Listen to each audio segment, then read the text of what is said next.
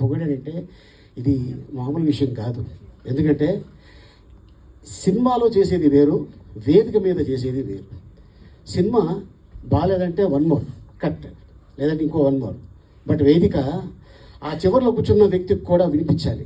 అందుకే వీళ్ళు గట్టిగా మాట్లాడటం అలవాటు. చూడండి, స్వర్గీయులు